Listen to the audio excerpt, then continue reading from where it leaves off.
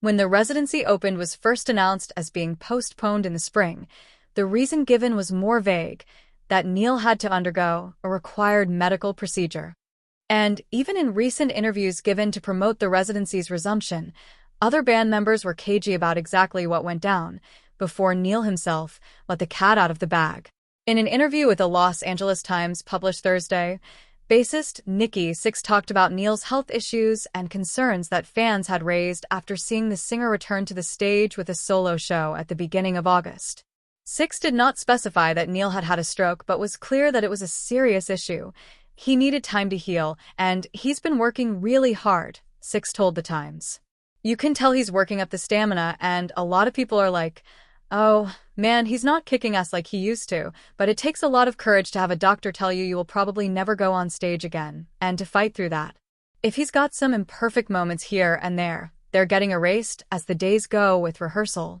Neil told the Las Vegas newspaper about doing physical therapy with the help of his girlfriend on his 30-acre ranch for many months this year. I went from people carrying me to the bathroom because I couldn't walk myself, finally to a wheelchair, the singer said. I graduated to a walker, and then I had a cane. Now I don't need anything. But it's like a full-time job getting back to where you feel good again. It takes a while to get your brain to start moving your legs, for them to do what your brain wants to do. You try to walk, but it doesn't come out right. Neil said that he was 90 to 95% back to where I was before, and it's going to be great. Both of the aforementioned interviews, Neil's with the Las Vegas Review-Journal and Sixx's with the Los Angeles Times, also have their subjects addressing the band's split with former guitarist Mick Mars in 2022 and the sore feelings and lawsuits that have come out of that. Among Mars' contentions when he went public about being fired was that the band had relied on recordings and concerts for years. No, we never did that, ever, said Neil in his interview, contending that Mars was the only one on tape because he kept fucking stuff up, so we had him on tape. When he started going off on some weird tangent, our sound guy just turned him off and turned the tape on. Writes that when Neil returned to the stage with his solo band in Boston on August 2nd, some of the singer's fans applauded Neil's long-awaited return, while others in the Crue fandom were concerned over his comparatively sluggish appearance in videos from the show. A subsequent solo gig was canceled.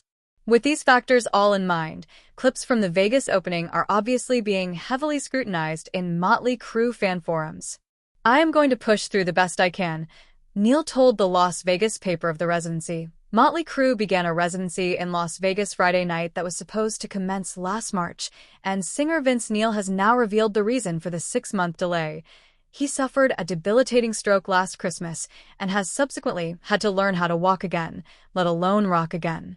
In an interview with Las Vegas Review-Journal columnist John Katsalamitz published Friday, Neil said that he had the stroke in his sleep on Christmas night 2024 and awoke the next morning realizing that my whole left side went out. Since then, the 64-year-old singer said, I had to learn to walk again, and that was tough. The doctors said they didn't think I'd be able to go back on stage again. I go, no, I'm gonna do it. Watch and see. Motley Crue kicked off what will now be a 10-show residency at Dolby Live at Park MGM on Friday night, with concerts set to continue there through October 3rd.